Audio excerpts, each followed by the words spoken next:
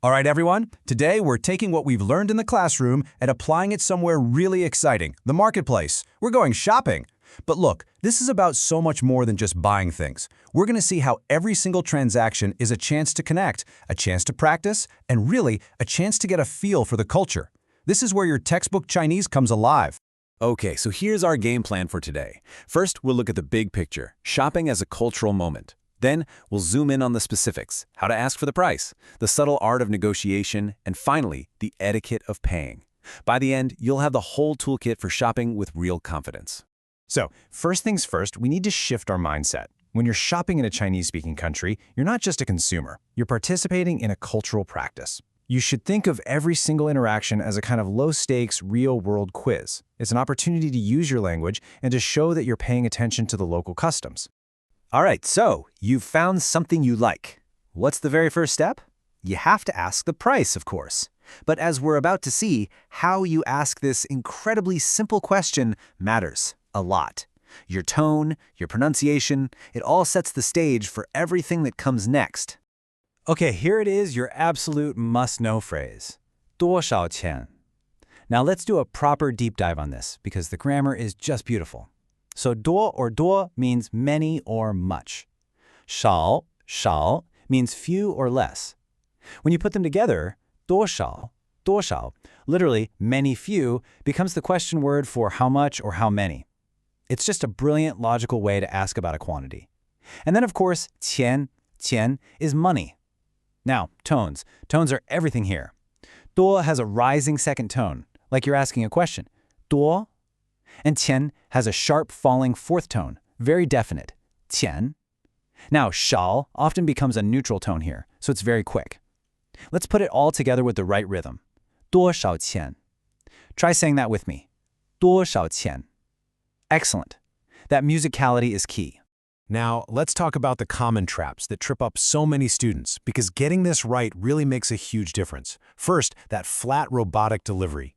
多少钱? It lacks the life of the language. You need that musicality. Compare 多少 to 多少. Can you hear that lift? Second, the Q in chen. This is a classic. It is not a K sound. It's not can. The sound is made with the front part of your tongue pressed against the back of your teeth, like the chi in cheese, but much sharper, with a little puff of air. Chen. And finally, that tone on chin. If you use a rising tone, it sounds like you're questioning the very idea of money, which would be pretty strange. That falling fourth tone makes it a clear, confident question. Nailing these details shows you're making a real effort, and it's always appreciated. All right, let's move on to a topic that I know can feel a little intimidating at first, bargaining. The trick is to stop thinking of it as an argument or a fight. It's not. It's more like a conversation or even a kind of cultural dance. In many, many situations, it's a completely normal and even expected part of the shopping experience. And that raises a fantastic question, right? Why is this a thing in some places but a total no-go in others? Well, the answer is all about cultural context. In a lot of settings, especially with independent sellers or in a market, the price on the tag isn't a final statement. It's an opening offer. It's an invitation to engage. The negotiation itself is a form of social interaction. It's a way to build a little bit of a relationship, or guanxi even, for just a minute. It's about the human connection inside the transaction, not just the cold exchange of money. And this slide, this is your essential field guide. This tells you where those unwritten rules apply. On the left, in the yes column, you see open-air markets, small independent shops, tourist stalls. This is your green light zone. Here, negotiation is often expected. It can even be a part of the fun. But then, look at the right, the no column. Chain department stores, supermarkets, high-end luxury brands. This is your red light zone. Prices here are fixed. Trying to bargain would be a pretty big cultural misstep. It would just make things awkward for everyone. So knowing where you are is truly half the battle. So let's say you're in a green light zone. How do you do it respectfully? It's really simple. Just follow these 3 steps. First, show that you're genuinely interested in the item itself, not just in getting a cheap price. Second, when you make a counteroffer, be reasonable. Don't throw out an insultingly low number. And third, this is probably the most important part, keep the whole interaction friendly and positive. Smile, be lighthearted. Think of it less as a negotiation and more as a friendly game. A good-natured exchange is often appreciated and can become one of your most memorable interactions. All right, whether you've negotiated a fantastic price or you're happy with the one on the tag, we've now reached the final step, the payment.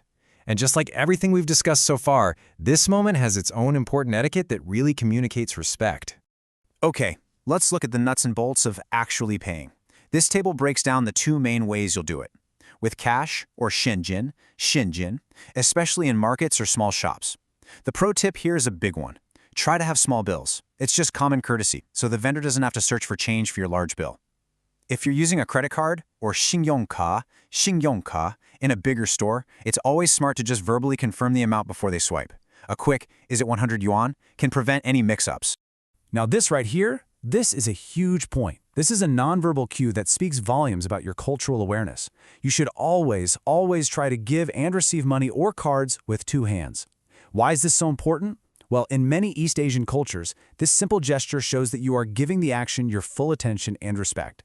It turns a simple exchange into a moment of mutual consideration. If you can't use two hands, even just touching your right forearm with your left hand as you hand something over sends the same respectful message. It's a small detail, but believe me, it does not go unnoticed. Okay, let's pull all these threads together. We've covered a lot of ground here, from specific tones in a word to broad cultural norms. So let's distill all of it down into the essential key that will unlock your confidence when you're out there shopping.